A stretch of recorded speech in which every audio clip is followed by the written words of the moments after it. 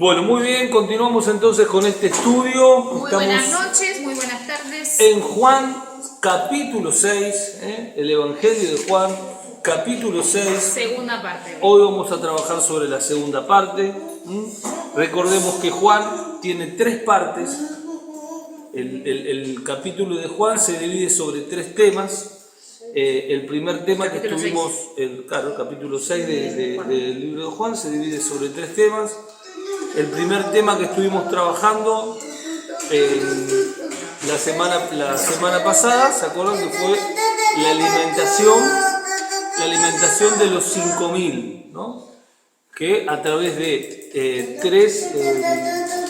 dos panes, siempre me equivoco a ver si son dos o tres, no, son 5 panes y 2 peces, 5 panes de cebada y 2 peces. Y después la segunda parte es Jesús que camina sobre el agua, y el tema que hoy vamos a tocar, que nos compete hoy, es Jesús enseñando en la sinagoga de que Él es el pan de vida, ¿no? Un tema totalmente controversial, un tema que generaba en los fariseos de aquel tiempo Una crisis existencial, sí, por todo lo que significaba para ellos el alimento. Recordemos que el alimento era algo fundamental, los ritos, que ellos no comían cosas impuras, y viene Jesús y le dice: no, ustedes tienen que comerme a mí, tienen que tomar mi sangre. Todo eso en la cabeza de los fariseos generaba un problema existencial tremendo. Por eso vemos que a partir de este momento muchos dejaron de seguirlo, ¿no? Qué bárbaro, porque este capítulo 6 arranca con una alimentación el otro día sacamos cuenta de cerca de 10.000 personas, serían, porque si eran entre 10.000 y 20.000 personas. Claro, y eran aproximadamente esa cantidad de personas que fue alimentada por panes, ¿no? Por panes naturales, y vemos cómo concluye la mitad de este capítulo 6 hablando de Jesús como el pan de vida, ¿no? Y qué bárbaro que da como referencia o como alegoría su persona como el pan de vida, ¿no? Justamente con el pan, y es un dato muy importante esto de que la base de la nutrición en aquella época era el pan. Era el pan y tenías alguna carne, ciertas carnes, pero el pan y las verduras era parte de la dieta fundamental. O sea, todo el mundo compartía el pan, comía pan constantemente. O sea, ellos si salían, tenían que ir de viaje, llevaban pan para el camino. La importancia de tener el pan, y cómo viene Jesús a decir: yo soy el pan de vida, yo soy el pan que todos ustedes necesitan. Si hay un pan que tienen que comer, soy yo, ¿no? Y qué tremendo, porque en verdad el pastor recién hablaba esto de que generó una crisis realmente en ellos cuando escucharon de la boca de Jesús decir que tenían que comer de Él y que el pan del cielo era Él, ¿no? Y cómo vemos acá esa manera en la que Jesús constantemente les quería enseñar de las cosas eternas y que ellos nunca podían verlo, ¿no?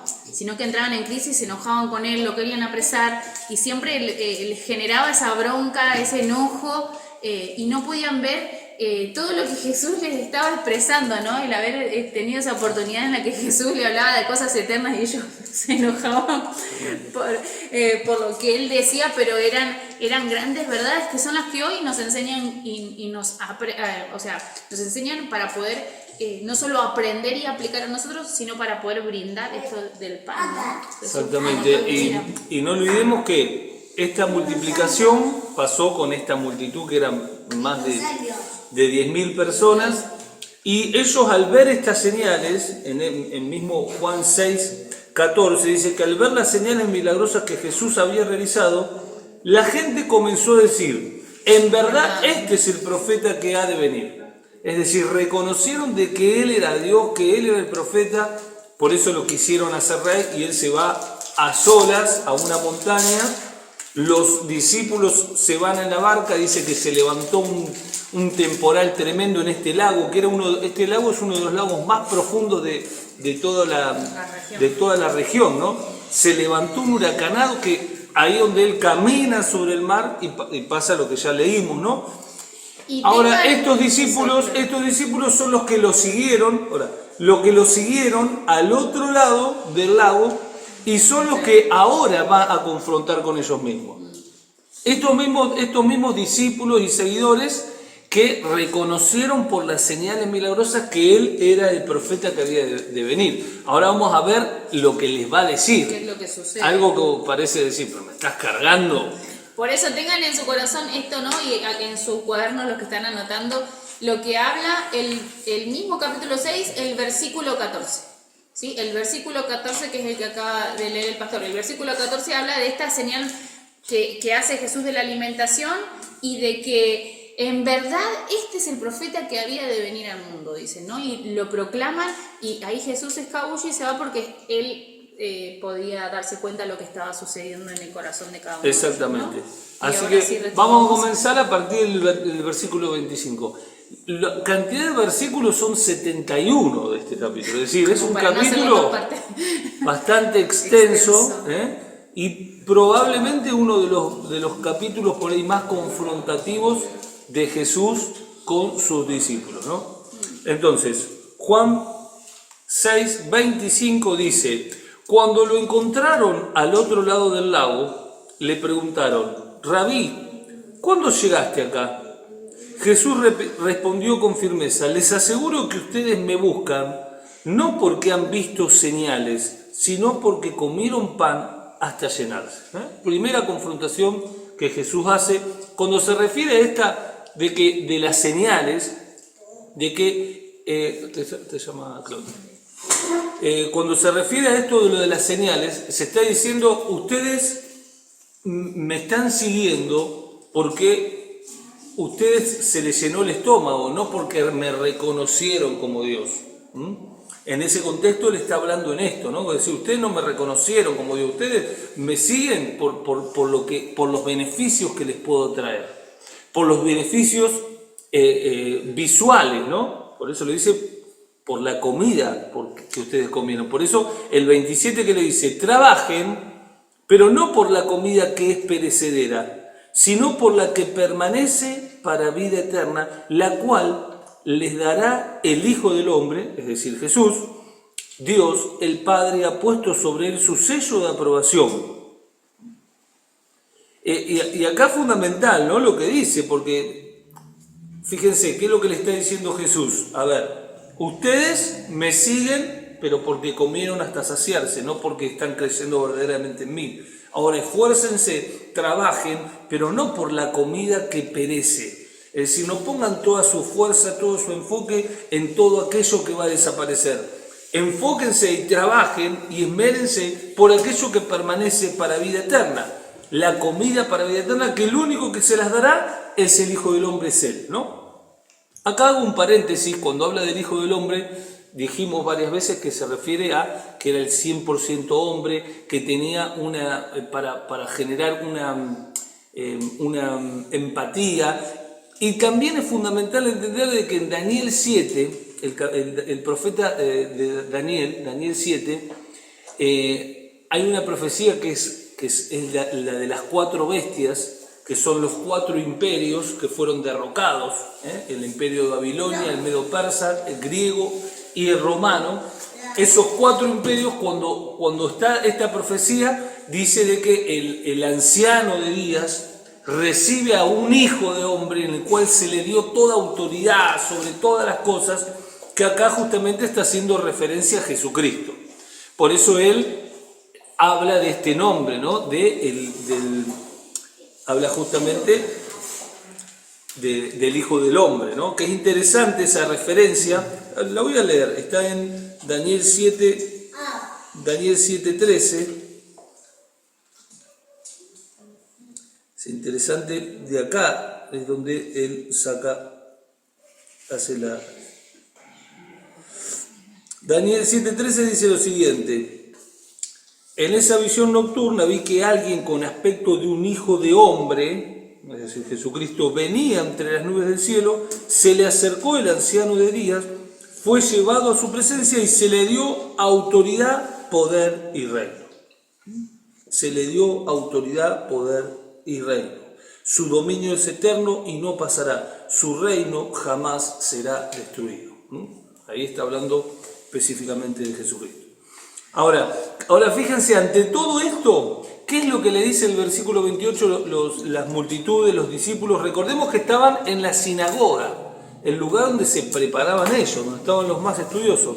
¿Qué es lo que le dice? Le dice, ¿qué tenemos que hacer para realizar las obras que Dios exige? Le preguntaron. Y acá vemos claramente esta mentalidad religiosa, ¿no?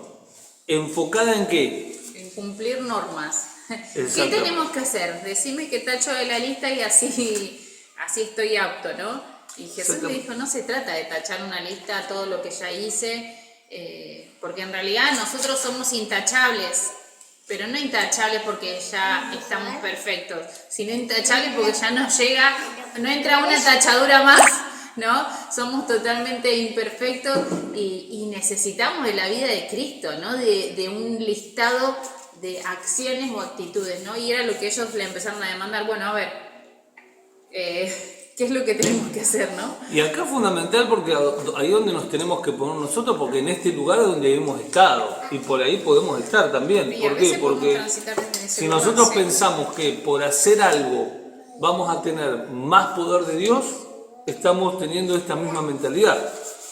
Es decir, vos por más que estés 4 horas orando, no vas a tener un mayor respaldo de Dios.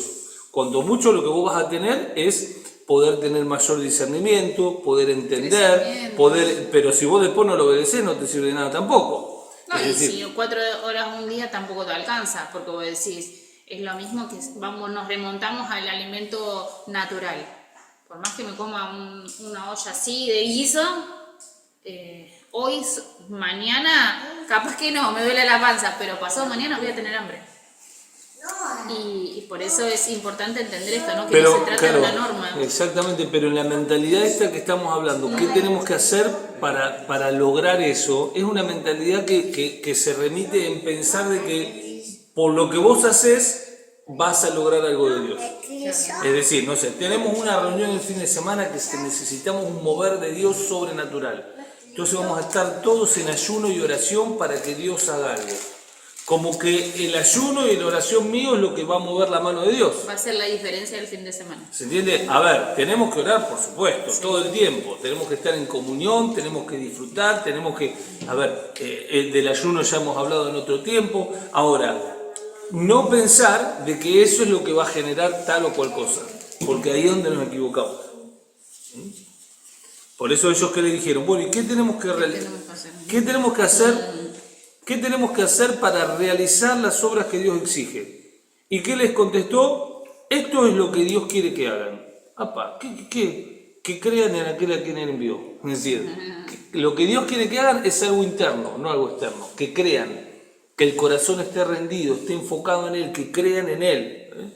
No que hagan cosas exteriores. Recordemos que ya Dios lo había hablado en el Antiguo Testamento, en el Antiguo Pacto, en Isaías 29, cuando dice, este pueblo se acerca de mí, con su boca me honra, pero su corazón está lejos de mí. Entonces, a ver, Dios ya desde siempre tuvo este sentir de que realmente sea el corazón el que esté agradando, ¿no? Todos los holocaustos y todo eso eran figuras y sombras de Cristo. Cuando ya llegó Cristo, todo eso ya quedó obsoleto, ¿no? Versículo 29. Dice, esto es lo que Dios quiere que hagan, que crean en aquel a quien Él envió, respondió Jesús. ¿Y qué señal milagroso harás para que veamos y creamos? ¿Qué puedes hacer? Insistieron ellos. Qué caraduras, la verdad, ¿no? ¿Recuerdan el versículo 14 que recién leímos? Sí, ¿De qué hablaba? la señal. De que Claro, con de esa la señal señal- milagrosa, ¿qué hicieron ellos? ¿Lo reconocieron?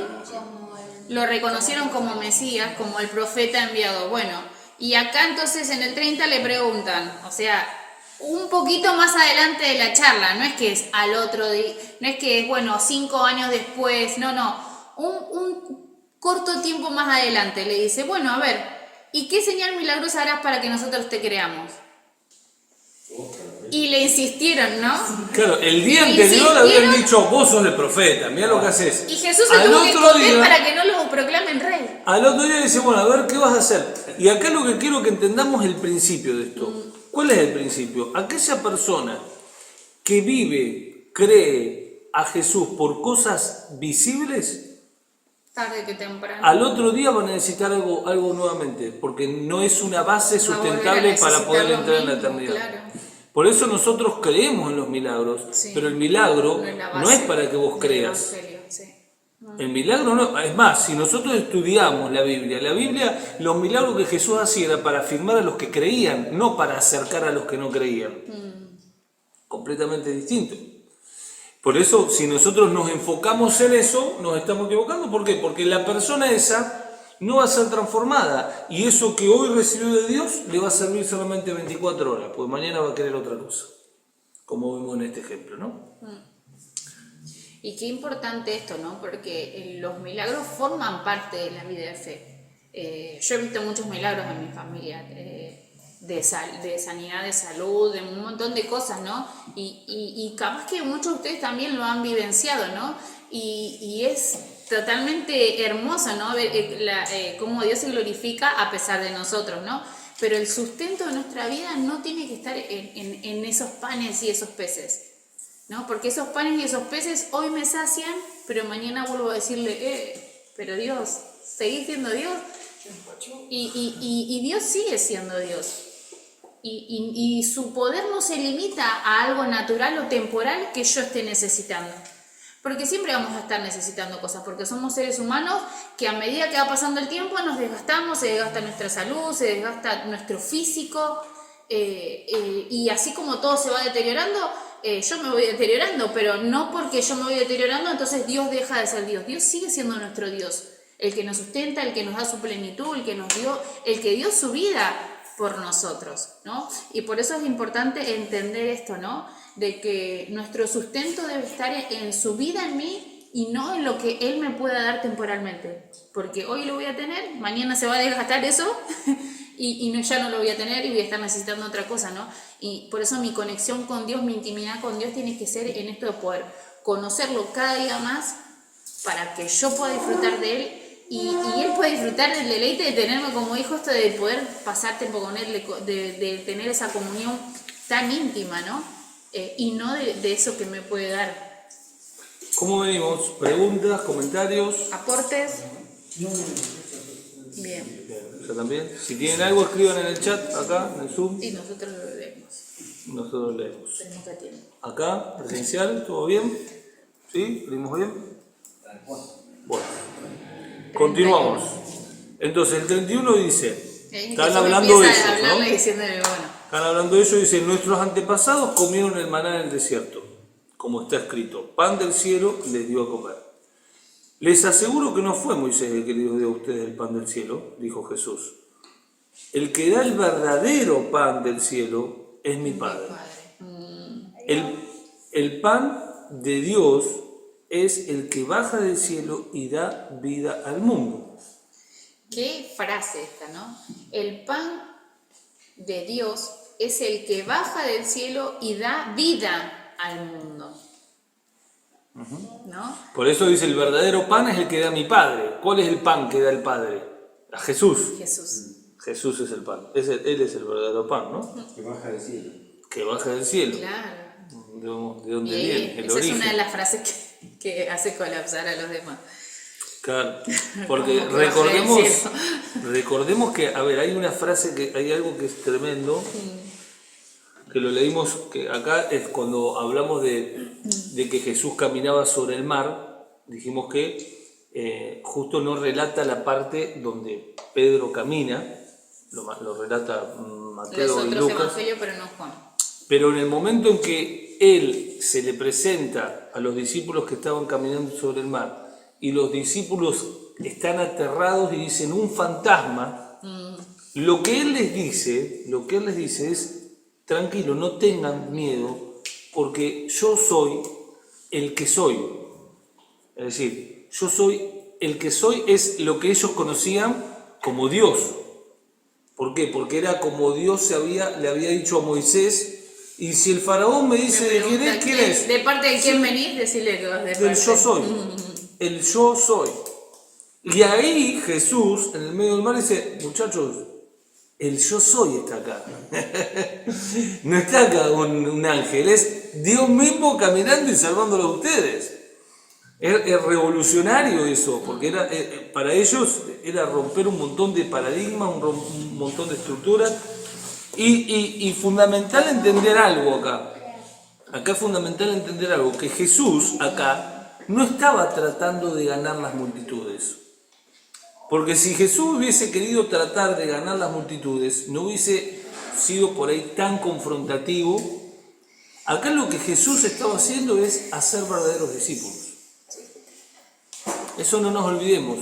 Jesús no estaba tratando de tener multitudes, estaba haciendo verdaderos discípulos, que esos discípulos después iban a multiplicar cuando entendían esa verdad. Cuando entendieran esa verdad, ellos mismos iban a multiplicar mucho más, ¿no? Por eso, llegamos hasta el 33. El pan de Dios es el que baja del cielo y da vida al mundo. Señor, versículo 34, le dijeron, danos siempre ese pan. ¿Y qué le dijo? Yo soy el pan de vida, muchachos. El que a mí viene nunca pasará hambre. Y el que en mí cree nunca más volverá a tener sed. Este es el resultado de darle el lugar a Dios en nuestro corazón. ¿Cuál es el resultado? La plenitud. La plenitud, el gozo, el sentirnos plenos. Por eso dice, el que a mí viene nunca más pasará hambre. A ver, lo que hace que las multitudes caigan en los vicios, caigan en tantos errores, ese hambre interno que no saben cómo saciarlo. Ese hambre interno que los hace equivocar y que los hace ir buscando en lugares equivocados, es lo que los hace llevar a la muerte. Ahora Jesús le dice, no, yo soy el verdadero. El que está en mí, el que come de mí, no va a volver a tener hambre, y el que en mí cree no volverá a tener sed. Es decir, ni hambre ni sed. Conmigo vas a estar completo, conmigo vas a estar satisfecho, vas a tener la plenitud. ¿Y qué le dicen? Pero como ya les dije, versículo 36, pero como ya les dije, a pesar de que ustedes me han visto, no creen. Todos los que el Padre me da, vendrá a mí, y el que a mí viene, no lo rechazo, porque he bajado del cielo no para hacer mi voluntad, sino la de la que me envió. Estoy hablando un poquito mal porque justo tengo una ampollita al costado de la lengua, me toca con el diente. Y esta es la voluntad del que me envió, que yo no pierda nada de lo que Él me ha dado, sino que lo resucite en el día final. Porque la voluntad de mi Padre es que todo el que vea al Hijo y crea en Él tenga vida eterna, y yo lo resucitaré en el día final. ¿Venimos bien? Entonces los judíos comenzaron a murmurar contra Él, porque dijo, yo soy el pan que bajó del cielo. Y se decían, ¿acaso este no es Jesús, el hijo de José? ¿No conocemos a su padre y a su madre? ¿Cómo es que sale diciendo yo bajé del cielo? Dejen de murmurar, respondió Jesús. Nadie puede venir a mí si no lo trae el Padre que me envió, y yo lo resucitaré en el día final. Qué bárbaro, ¿no? Porque acá esta expresión de Jesús para con ellos de el pan, él es el pan de vida, ¿no? Es lo que le empiezan a recriminar, ¿no? O empiezan a murmurar entre ellos, ¿no? Diciendo, ¿cómo el pan que bajó del cielo, ¿no? Más que ellos venían diciendo, no, Moisés es el que nos dio el pan en el desierto, ¿no? Y Jesús les dijo, no, les aseguro que no fue Moisés, fue mi Padre. Y yo, el que viene a mí no vuelve a tener hambre, el que cree en mí no vuelve a tener sed, ¿no? Y qué importante porque les vuelve a recalcar lo mismo nuevamente, y ellos, después de toda esta charla de Jesús para con ellos, dándole a entender con más claridad, igual continúan, ¿no? Enojados respecto de esa frase, ¿no? De cómo va a ser. Tremendo. Tremendo, tremendo todo lo que... Y el poco reconocimiento para con él, quién era, porque dijo, no, pero si este es el hijo de José y de María, incluso se ve, ¿no? Y hay otras versiones que hablan de eso, ¿no? Pero no es el hijo del carpintero, no sé cuál versión era, pero habla de eso, ¿no? Como dando a entender, no, este chico está mal, ¿viste? Y sin embargo no podían entenderlo y no lo querían reconocer, ¿no? Yo creo. Aún viendo señales. Aún viendo señales. Aún viendo señales, bueno. Claro. Sí. Querían más señales y pará. Sí, con todo lo que Jesús había hecho igual, estaban totalmente desentendidos de quién era, ¿no? Claro. Sí, es tremendo todo esto, ¿no? Todo lo que va pasando acá. Pero bueno, era lógico, a ver, era una palabra muy, muy confrontativa, que solamente aquellos que querían en su corazón creer en Dios la iban a aceptar, aunque no la iban a entender en plenitud. Porque, a ver, no era una palabra para que ellos la puedan entender. Ah, listo, me cayó la ficha. No, ellos no la entendieron, pero sí la recibieron. A ver, no necesariamente tenemos que recibir todo lo que entendemos. Cuando Dios te da una palabra, a veces vos tenés que decir, bueno, está bien, no lo entiendo, pero lo recibo. En algún momento podré entender esto que me estás la hablando. revelación necesaria para poder Pero no quiero cerrar mi comprenderlo. corazón por no entenderlo, empezar a cuestionarlo y no recibirlo. Y esto era la diferencia entre los discípulos, que esta palabra muchos no la entendían, Pero la guardaban en su corazón. pero la guardaban en su corazón, y los otros que querían cuestionar qué era lo que pasaba, ¿no? Y Jesús hablando con cosas bien confrontativas, ¿no? Como estamos viendo, ¿no? Pero es fundamental verlo en todo el contexto. Por eso todo este capítulo no nos tenemos que olvidar de todo cómo pasó. De esa multiplicación, de toda esa multitud que lo reconocieron, pero que al otro día se olvidaron, de él manifestándose como el yo soy en el mar. Es decir, todo eso lo tenemos que lograr ver como este cuadro completo, ¿no? Y algo que dice mucho es, y yo lo resucitaré en el día final. Sí, varias veces repitió lo mismo. Fíjense que lo va a seguir repitiendo, ¿no? Y acá donde Dios los quiere llevar a una mente de eternidad, no una mente temporal. Por eso en el principio, ¿qué le dice? Trabajen, pero no por la comida que es perecedera, sino por la comida que los lleva a permanecer para la vida eterna, ¿no? En el versículo 27. Entonces, Jesús los quería llevar ahí. Y si bien hay una realidad que la palabra de Dios en 2 de Corintios 5:8 nos habla de que el momento que uno muere, uno está presente en el Señor. Y hay varios versículos más, nos hablan. Acá es muy probable que se refiera a ese cuerpo glorificado que iba a ser recibido en el momento de que todo se termine, ¿no? Cuando ya todo esté consumado. Versículo 45, ¿venimos bien? ¿Preguntas hasta acá? ¿Todo claro? ¿No? Bien, dice, versículo 45 dice, en los profetas está escrito, a todos los instruirá Dios. En efecto, todo el que escucha al Padre y aprende de él, viene a mí. Al Padre nadie lo ha visto, excepto el que viene de Dios. Solo él ha visto al Padre. Les aseguro que el que cree tiene vida eterna. Yo soy el pan de vida. Los antepasados de ustedes comieron el maná en el desierto, pero sin embargo murieron. Pero este es el pan que baja del cielo. El que come de él no muere. Yo soy el pan vivo que bajó del cielo. Si alguno come de este pan, vivirá para siempre. Este pan es mi carne y lo daré para que el mundo viva, ¿no? Y acá donde empezó estos cortocircuitos en la mente de ellos, porque les toca la parte más sagrada, que es la purificación, ¿no? La purificación de ellos en su mente, es decir, como le pasó a Pedro, ¿no? Pedro, levántate y mata. No, Señor, ¿cómo voy a hacer eso? El lienzo en el cielo. Bueno, acá lo mismo, pero más fuerte. Dice, no, tenés que comer de mí. ¿Y a qué se refería? Lógicamente acá lo que se refería es apropiarnos de Cristo. Apropiarnos de Cristo, apropiarnos de la vida de Cristo. De que la vida de Cristo sea una con nosotros. Eso es lo que Cristo se estaba refiriendo acá.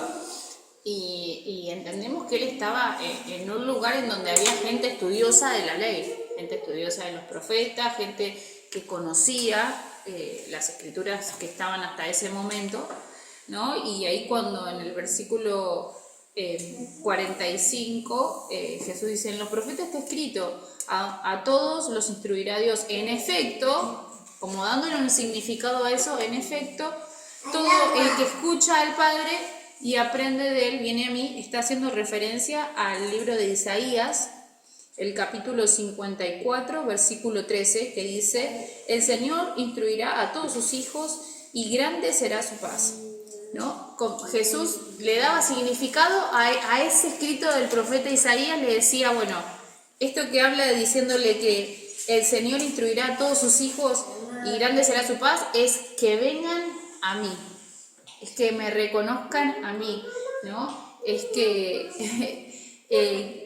por eso es que yo creo que cada vez iban como enojándose más, ¿no? Porque, y primero hizo la referencia de que el pan del desierto no era el pan de Dios, el pan era él mismo. Después, hablando que él era hijo de Dios, ¿no? Y todos replicaron diciendo, él es hijo de María y de José, todo el mundo lo conoce, ¿no? Y acá, haciendo referencia a Isaías, el profeta Isaías, y diciendo de que en realidad eso que dijo el profeta se refería a él, ¿no? Entonces como que, y ellos entendían y conocían todas las escrituras, y entonces que habían hasta ese momento, ¿no? Entonces es como que iban como enojándose cada vez más o disgustándose y no podían ver lo que estaba sucediendo, ¿no? Y si podemos hacer una comparación actual, los fariseos como la religiosidad, a veces pensamos o creemos de que no, porque si no vino a la reunión, porque si vino a la reunión, porque si colaboró en una actividad, o si hizo o si no hizo, y no puedo ver de que por ahí esa persona está atravesando un proceso en la cual debo acompañarlo desde la oración, debo acompañarlo desde el cuidado, ¿no? Y ellos estaban enojados en esto, no, eso es lo que dice el profeta tal, está diciendo tal cosa, y tomando el textual todo lo que iba diciendo Jesús, y enojándose, y no pudieron ver de que era el autor de la vida que estaba enfrente de ellos. Era el que los profetas, todo lo que ellos estudiaron toda su vida, estaba cumpliéndose en ese mismo momento. Pero no lo podían ver porque ellos estaban mirando todo lo literal y no podían ver entre líneas lo que en realidad estaba sucediendo, ¿no? Y de esta eternidad que Jesús les estaba expresando cuando habló primeramente, ¿no? de que Él era el pan de vida. Y que Dios nos ayude y nos dé la revelación necesaria para poder comprender de cuándo es el momento que tenga que decir, che, Luciano, no viniste el martes, el miércoles, y para que le diga, Luciano, ¿estás atravesando una situación? ¿Estás necesitando algo? ¿No? Digo Luciano porque justo lo vi ahí, pero digamos, a veces que Dios nos dé, ¿no?, la sabiduría necesaria y el entendimiento necesario para poder entender cuándo es realmente para poder estar así diciendo no, marcando, ¿no?, el paso de las cosas, y cuándo es realmente algo que tiene que ser en lo que yo debo expresar a Cristo, ¿no? Porque este entrenamiento de miércoles o de todos los días que venimos y compartimos la palabra y crecemos, es para esto, ¿no? Para poder tomarlo, apropiarlo y en el momento justo Dios le va a empezar a dar el crecimiento necesario y adecuado para que lo pueda expresar, ¿no? Y para que lo pueda comprender, ¿no? Y que también me hacía recordar esto, porque a ver, imaginemos este escenario, ¿no? Jesús hablando como Dios mismo, Jesús hablando como Dios mismo, y en la cúpula, porque estaba en la sinagoga, los maestros más relevantes que más conocían, tratando de querer entender, tratando de hacerlo pisar, tratando de ponerse desde un lugar superior, cuando en realidad estaban frente a Dios mismo, ¿no? Al autor de todo lo que ellos estudiaron. Y esto me hace recordar al libro de Job, con los amigos, ¿se acuerdan los amigos de Job? Que no entendieron que Job estaba viviendo algo que Dios le había hecho, y lo que hicieron es juzgar, es ponerse en el lugar de Dios, es ponerse en un lugar que no les correspondía, y hablaron de parte de Dios algo que después tuvo que Job pedir perdón por ellos y hacer holocausto para que pueda perdonarlo Dios. Porque dice que hablaron ves que en Job 42, a partir del 7, que el enojo del Señor se encendió contra Elisat y sus dos amigos, porque no habían hablado lo recto, como mi siervo Job. Ahora toma 7 novillos, 7 carneros, y id a mi siervo Job y ofrecer holocausto por vosotros, y mi siervo orará por vosotros para que yo escuche su oración y la acepte y pueda perdonarlo de esa necedad. Y no que pueda quedar en vergüenza. Claro, qué tremendo, ¿no? Es tremendo todo esto, ¿no? Porque es justamente lo que está pasando acá. Estas personas encontrándose con Dios y no entendiendo lo que está pasando, y no solamente no entendiendo, porque muchas veces no entendemos. Pero cuando nosotros no entendemos, no nos tenemos que poner en una arrogancia de tratar de ponernos a la altura de aquello que no entendemos. ¿Por qué? Porque era lógico que, vuelvo al mismo ejemplo, que estos 3 amigos no entendieran lo que estaba viviendo Job. ¿Por qué? Porque Job dice en el libro de que él era el que le daba consejos a todos y no había nadie más poderoso que él. Ahora ellos mismos no entendieron lo que estaba pasando. ¿Y qué hicieron? No, Dios te está castigando por tu pecado. Y empezaron a darle leña. Entonces, es decir, el razonamiento de lo natural. Ahora, sigue diciendo, ¿no? Versículo 52. Los judíos comenzaron, Juan 6:52. Los judíos comenzaron a disputar acaloradamente entre sí. ¿Cómo puede este darnos a comer su carne?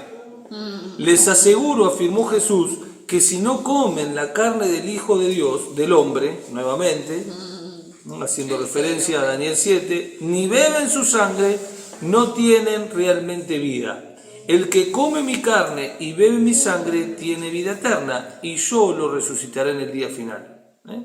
Y acá volvemos a decir lo mismo, ¿no? El comer la carne es propiciarse del Hijo, y el de la sangre puede también significar entender el nuevo pacto en el cual estaban siendo direccionados. No olvidemos que ahí Jesús en Lucas 22:20 dice, levantó la copa en esa cena y dijo, esta es la copa del nuevo pacto derramada por ustedes, ¿no? ¿Por qué? Porque si no entendemos esto del nuevo pacto, no somos introducidos en la vida del Hijo.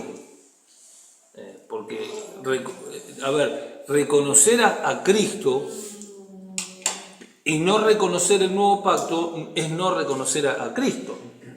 Porque en el nuevo pacto es cuando vos reconoces que Cristo es la plenitud, que Cristo es todo, que no necesitas agregarle otras cosas. Por eso hay religiones que aceptan a Cristo, pero aceptan también otras cosas, y ahí es donde están quitándole mérito a que solo Cristo, como las 5 solas de la gracia, ¿no? Solo Cristo, nada más. Versículo 55 dice, porque mi carne es verdadera comida y mi sangre es verdadera bebida, el que come mi carne y bebe mi sangre permanece en mí y yo en él. Así como me envió el Padre viviente y yo vivo por el Padre, también el que come de mí vivirá por mí. Este es el pan que bajó del cielo. Los antepasados de ustedes comieron maná y murieron, pero el que come de este pan vivirá para siempre. Todo esto lo dijo Jesús mientras enseñaba en la sinagoga de Capernaum. ¿Ven? Tremendo. Qué tremendo esto que estaban viviendo. Y hasta ahí donde termina esta exposición de el que es el pan, ¿no? El pan. A partir de acá comienza como otro tema, que es justamente cuando los discípulos se toman el palo y dicen, muchachos, algunos dijeron, ¿qué pasó acá? Esto no es para nosotros buscábamos a otro. Algo más tranquilo. Claro, no, porque encima de no tener que entender, encima de que no lo entendían, te exigía tanto alguien que supuestamente era un hijo de un carpintero. A ver, era una revolución muy fuerte para todos ellos, ¿no? Y solamente aquellos que decidían creer iban a poder experimentar ese poder, no aquellos que analíticamente trataban de entender por qué él era el enviado, ¿no? Vuelvo a decir, alrededor dicen que en la sinagoga, que no lo dije esto, perdón, si bien eran alrededor de 10.000 a 20.000 personas que Dios enseñó en la multitud, en la sinagoga dice ser que eran alrededor de 1.000 personas, de 500 a 1.000 personas, que eran más o menos las personas que podían estar ahí, ¿no? No eran lógicamente todas. Ahora miren cómo comienza diciendo, dice el versículo 60. ¿Hasta ahí vamos bien? ¿Algún comentario, alguna pregunta? ¿Nadie? Ahí comienza la tercera parte. Acá comienza, claro, la tercera parte. Que vendría a ser como en realidad como una cuarta parte, ¿no? Porque la primera parte es Jesús con la alimentación de los 5.000. La segunda parte es Jesús caminando sobre el mar. La tercera parte es Jesús enseñando de que Él es el pan de vida. Y la cuarta parte es que los discípulos, muchos lo dejan. Después de toda esta exposición de Jesús como el pan de vida, muchos se sintieron confundidos por esto de que Jesús no estaba exponiendo en la calle y había gente que sabía y que no sabía, sino que estaba en una sinagoga y todas las personas ahí eran estudiosas y los que le reclamaban eran personas que respetadas en aquel entonces decían, bueno, entonces ¿qué pasó? ¿No? En vez de creer y continuar con su fe en Jesús, se vieron movilizados por esta situación y bueno, Bien ahí. por eso es que empieza... En el chat, ¿alguna pregunta? ¿Quieren anotar o algún comentario? Escriba cualquier cosita. Bueno, entonces, el versículo 60, ¿qué es lo que dice? Al escucharlo, muchos de sus discípulos exclamaron, esta enseñanza es muy difícil. ¿Quién puede aceptarla? ¿Quién puede aceptarla? Ven que empezaron a dudar, ¿vieron? Esta enseñanza es muy difícil, ¿no? ¿Quién puede aceptarla? No entendían nada. Claro. Estaban siendo maestros. Claro. Pero a ver, esto es fundamental entenderlo también porque cuando Dios quiere hacer algo nuevo, lo nuevo no lo entendés. Nosotros muchas veces pedimos que Dios haga cosas nuevas, pero mientras está haciendo lo nuevo, vos pretendés o pretendemos tratar de entender lo que Dios está haciendo. Y todo lo que es nuevo no lo entendés porque no se hizo antes. Entonces no podés analizarlo ni tener un patrón de decir, es aquello. Entonces, por eso, muchas veces nosotros, sin ir a tanta distancia, nos pasa esto, ¿no? De que no estamos, que estamos limitando a Dios porque pretendemos entender determinadas cosas para poder seguir avanzando. Y hay cosas que no las tenés que entender, tenés que avanzar, tenés que creer y confiar en Dios. Es así. Claro, y hay una versión que dice, hablando de esta misma frase, ¿no?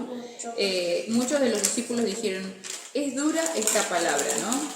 ¿Y quién la puede oír? Haciendo referencia a esto mismo, ¿no? Es como que, ¿quién es capaz de poder escuchar y comprender y aceptarlo, ¿no? ¿Sabes lo que hizo? Pensé que estaba hablando. Alguien cantando. ¿Qué pasó? No querían aceptarlo, Isabela. No querían aceptar la verdad de Cristo. En NBI dice, ¿quién puede aceptarla? ¿No es cierto?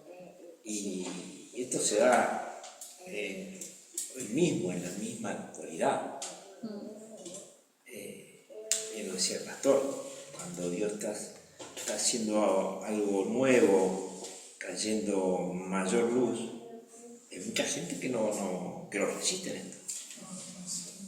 Lamentablemente porque se encuentra... Piensan que en claro, realidad no pueden... simplemente hablar de Cristo, Cristo y el pecado, ¿dónde está? Y los demonios, claro. ¿no? Que en otra época era todo buscar demonios. Claro, entonces tenés toda esa seguidilla liturgia que se sabía utilizar, que todavía lo siguen utilizando en muchos lados. Entonces, pero no pueden aceptar lo nuevo de Dios. Claro. No, o sea, mejor dicho, hablan, o sea, sirven, mejor dicho, comparten la cena del Señor, la mesa del Señor, pero no entienden el nuevo pacto de Cristo, lo que Cristo hizo a través de la cruz. O sea, y ahí no lo aceptan, claro, ¿no? Por eso, ¿quién puede aceptarla? Claro, pero no lo aceptan porque no lo entienden. Y por eso vuelvo a decir, el no entender algo no te exime de no aceptarlo. Porque hay un montón de cosas que nosotros no entendemos en la vida. Y hay un montón de cosas que hemos vivido que tampoco las entendemos. Y que pero, después con el tiempo Dios te va dando la revelación y va diciendo, esto sí te o formó no, para este tiempo. sí o no. Hay esto, ¿no? cosas que en la vida no la entendés nunca. Y en esta vida no lográs comprenderlas nunca el porqué de determinadas cosas. Pero no por eso decís, a ver, recordemos esto, somos limitados. Dios es ilimitado. Hay cosas que lo que Dios está haciendo nunca lo vamos a entender. Y eso se trata de seguir a Cristo. No estamos siguiendo a alguien natural, estamos siguiendo al que creó absolutamente todo. Entonces, lógicamente que hay cosas que no las vamos a entender. Ahora, continúa, ¿no? Versículo 61, Jesús, muy consciente de que sus discípulos murmuraban por lo que había dicho, les reprochó. ¿Esto les causa tropiezo? Ahora, ¿qué tal si vieran al Hijo del Hombre subir a donde antes estaba? Si esto les está causando tropiezo, no me quiero imaginar lo que va a pasar cuando me vean. Cuando suceda lo que vine a hacer. Vean subir, claro. Que en realidad esto pasó, ¿o no? ¿Cuándo pasó esto? A ver, ¿quién lo encuentra primero? A ver, ¿quién encuentra primero cuándo pasó esto en la Biblia? Allá en el chat también, ejercicio. ¿Cuándo pasó esto que está diciendo Jesús? Dijo, si esto les causa tropiezo, ¿cuánto más les va a causar cuando me vean a mí subir y ser ocultado en las nubes? Visiblemente como volando. Imagínate que Facundo empieza a volar y se va.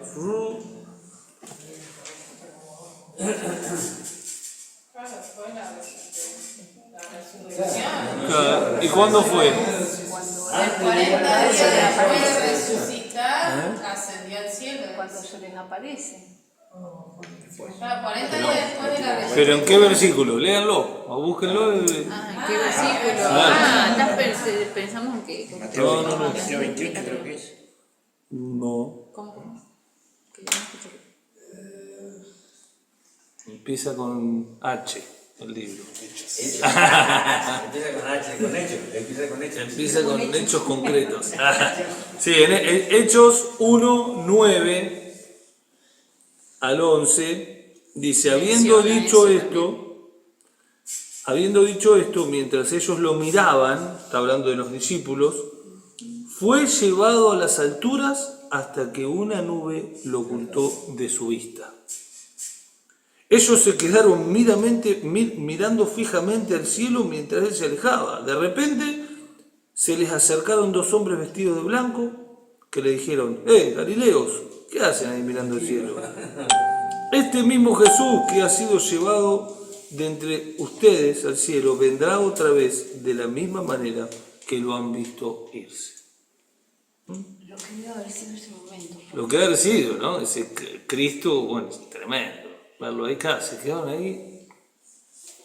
Y lo vieron levantarse hasta que llegó un momento que las nubes lo ocultaron, como cuando uno ve un avión, ¿no? Ve un avión, imagínate, y desapareció. Y esa fue la última vez que lo vieron. No lo vieron nunca más. Recordemos que por 40 días él se les había aparecido, enseñándoles del reino. Y se les aparecía No se preocuparan, porque y comían el con... Espíritu Santo, él se va. Y comían con ellos y se le apareció con la apariencia de Jesús. El mismo Jesús, el mismo cuerpo que tenían. Lógicamente que no sé, yo me imagino que tendría como... Yo me lo imagino como el mismo cuerpo, pero con destello o algo medio raro, no sé. Porque pasaba las paredes, no sé. Claro, que se le llama el cuerpo de cuarta dimensión, que le dice. Así es. Bueno, continuamos. ¿Preguntas hasta acá? Bien, venimos. Continuamos. Dice, el Espíritu da vida, versículo 63. El Espíritu da vida. La carne no vale para nada. Las palabras que les he hablado son espíritu y son vida. Sin embargo, hay algunos de ustedes que no creen. es que Jesús conocía desde el principio quiénes eran los que no creían y quién era el que iba a traicionarlo. Así que añadió: por esto les dije que nadie puede venir a mí a menos que se los haya concedido el Padre. Y desde entonces, versículo 66, que ese es el clave, desde entonces muchos de sus discípulos le volvieron la espalda y ya no andaban con él. Así que Jesús preguntó a los 12, ¿también ustedes quieren marcharse? Vaya.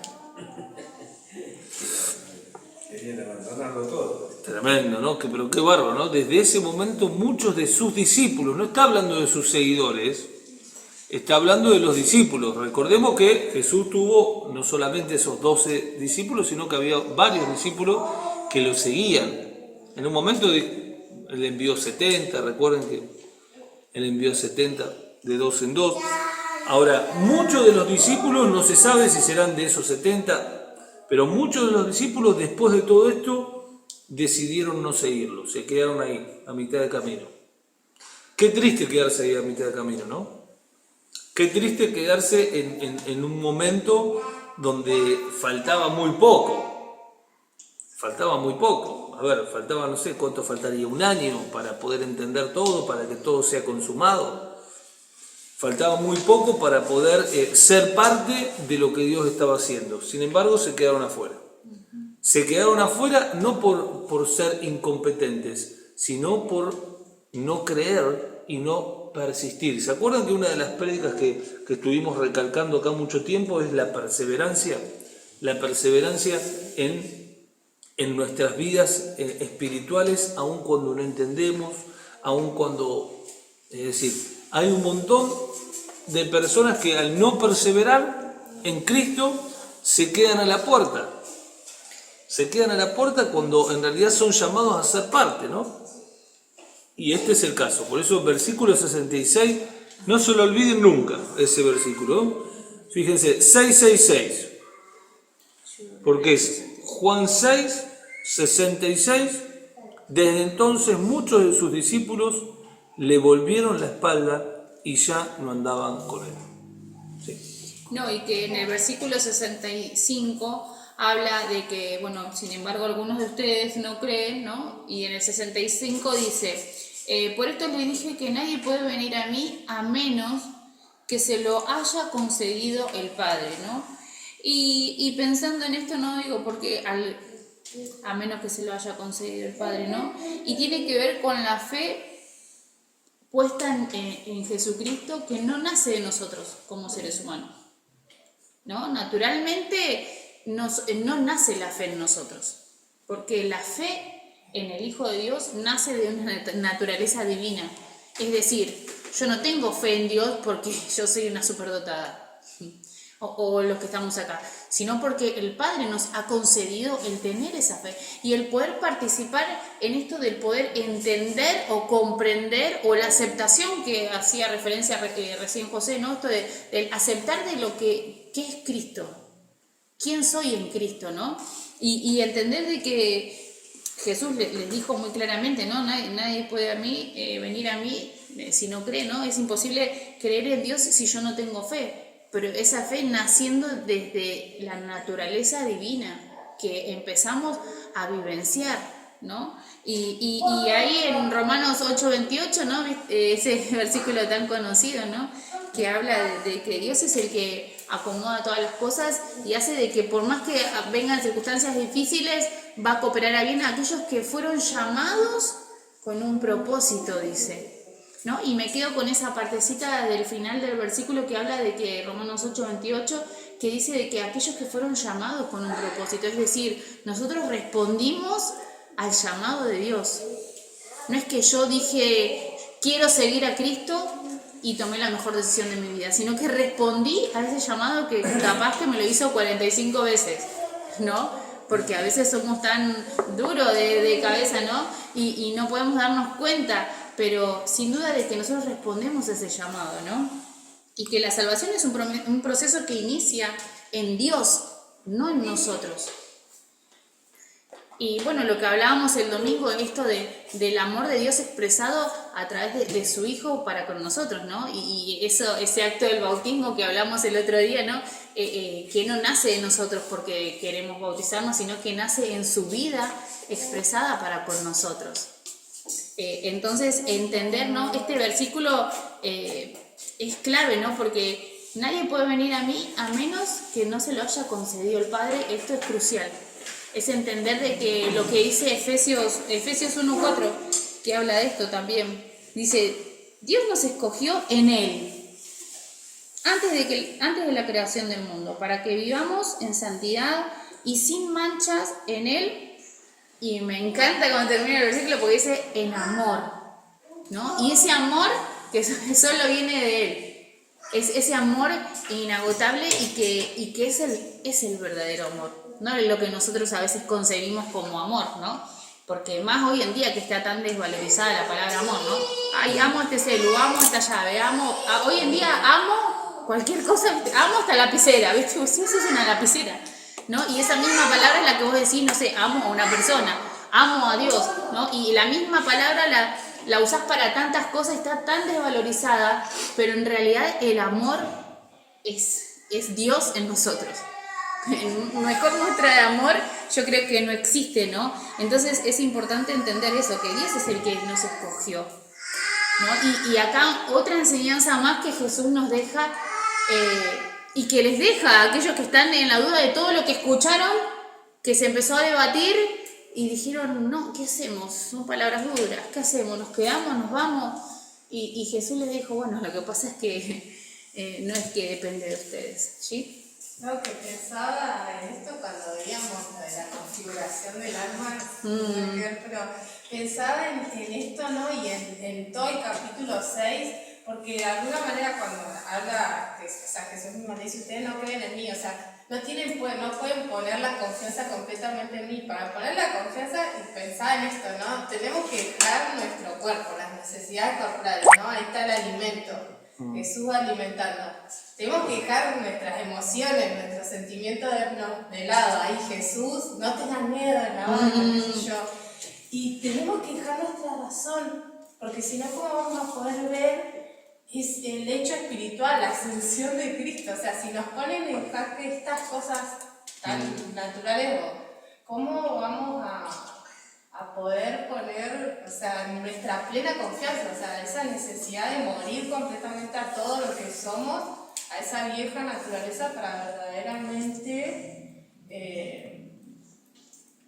dejar que sea Bueno, pero, esa plenitud. Pero qué importante en esto que decís, porque Jesús se lo dijo a Felipe, que le hizo una pregunta pero lo estaba probando, ¿se acuerdan? El mismo, Sí. Porque él ya sabía lo que iba a hacer. Y de esto se trata en realidad, no de una prueba porque Dios te está probando, sino porque Dios te está adiestrando, porque Dios nos está adiestrando, porque Dios nos está llevando a distintos escenarios, donde en esos escenarios somos confrontados con determinadas cosas para que realmente nuestro creer sea estable en Cristo. A pesar, como decís vos, de la razón, a pesar de las cuestiones sentimentales, de las cuestiones emocionales, las cuestiones naturales. Por eso es tan importante comprender que Dios siempre nos quiere llevar a un contentamiento sin importar lo que estemos viviendo. Y acá donde está la clave justamente para uno poder avanzar, ¿no? en esto, porque el versículo 66, muchos le dieron la espalda, pero los discípulos no le dieron la espalda. Y acá donde nos tenemos que preguntar, bueno, pero ¿qué es lo que los mantuvo a ellos, a los 12 discípulos, para que no le dieran la espalda? Porque los discípulos tampoco lo entendieron. Los discípulos en muchas partes dice tenían la mente embotada, porque no podían ver lo que estaba pasando. Y cuando a Jesús lo mataron salieron corriendo porque tampoco sabían lo que estaba pasando. Le cayó la ficha cuando Jesús empezó a hablarles del reino después que resucitado. Esa es la realidad, ahí donde Jesús le dio significancia a todo lo que había vivido. Ahora, yo necesito que miremos fijamente en qué se sostuvieron ellos para poder permanecer a pesar de haber sido tocados en todas estas áreas. ¿Qué opinan ustedes? La misma palabra lo dice, ¿no? La confianza que tenían en él y obedecieron a lo que sentían. Es que de alguna manera igual, o sea, Dios se los reveló, porque, no sé, me acuerdo cuando Pedro, o sea, cuando Jesús fue a buscar a Pedro y Jesús le dice, bueno, eso mi padre te lo reveló, no me acuerdo bien, pero parafraseando. O sea, Dios mismo les mostró después, o sea, era como ese toque de luz. Bueno, pero ¿qué les mostró Dios? Y que era Mesías. Es decir, La vida de Cristo. claro, por eso Mira, la respuesta está acá. Palabra de vida eterna. Vida eterna. ¿Qué es lo que le contesta? Fíjense, ¿qué es lo que le contesta en el versículo 67? Jesús le dice, así que Jesús le preguntó a los 12, bueno, ¿también ustedes se quieren marchar? Señor, contestó Simón Pedro, ¿a quién vamos a ir si solo vos tenés palabra de vida eterna? Ese es el entendimiento. Y nosotros hemos creído internamente y sabemos que tú eres el Santo de Dios. Listo, ya está. Ese es el cimiento. El cimiento es saber, claro, es saber quién es Cristo. Es saber que Cristo es el dador de todo, es la vida, es el santo, es el prometido, es todo. Y ese tiene que ser nuestro cimiento cuando nosotros estamos en la barca. Cuando estamos en la barca, ¿qué hizo que Pedro se hunda? Vio las situaciones, las circunstancias, sintió, pero mientras lo veía Cristo, podía caminar. Es decir, el verlo a Cristo, el tener como cimiento el entendimiento de que Él es Cristo. Hay muchísimas cosas que todavía no entiendo, qué es lo que pasa, por qué pasa esto, y que esto es la resurrección, y las doctrinas, y hay un montón de doctrinas, pero Él es Cristo. Él me salvó, yo tengo vida eterna. ¿A quién voy a ir? No hay otro. Él es Cristo, Él es mi maná, Él es mi alimento, Él es mi vida, Él es mi paz, Él es mi esperanza. Eso es lo que tenemos que constantemente nosotros estar afianzando en nuestra propia identidad para mantenernos firmes sin importar la situación y la circunstancia. Yo creo que también lo podemos traer a nuestra vida, ¿no? Lo que pasó con Pedro, que cuando él se enfocó en Cristo, como decía vos, ¿no? Mientras que lo veía él, iba tranquilo, iba relajado, sabiendo que iba hacia el camino. Cuando se desenfocó de lo que hablamos siempre, ¿no? Se habla siempre.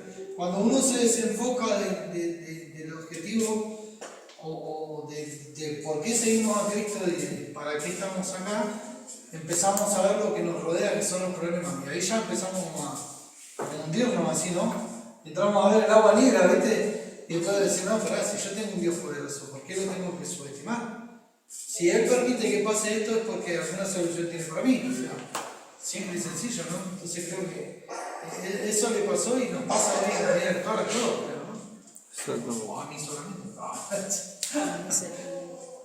No, a vos te pasa un poquito más, pero... Tenemos un problema y no hay solución.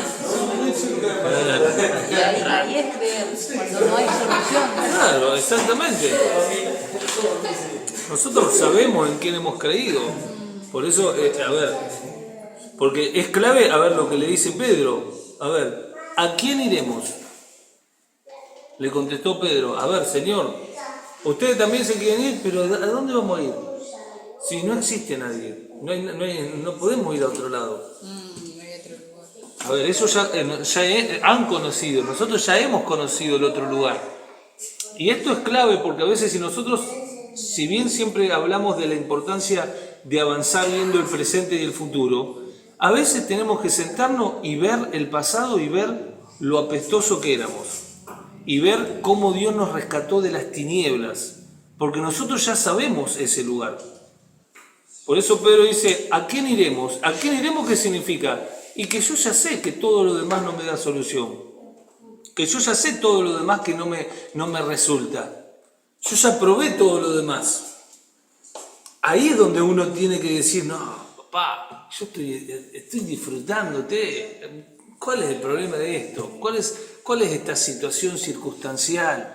Esta necesidad. Si yo vivía en una esclavitud, si yo vivía en una escasez, yo vivía era todo oscuro. Yo ahora estoy viviendo en paz, en libertad, en gozo. Estoy viendo esta situación circunstancial, bueno, pero la estoy viendo con una mayor magnitud de lo que es. Esto comparado a aquello no existe. ¿A dónde voy a ir? Y ahí es donde uno retoma fuerzas y uno sigue avanzando.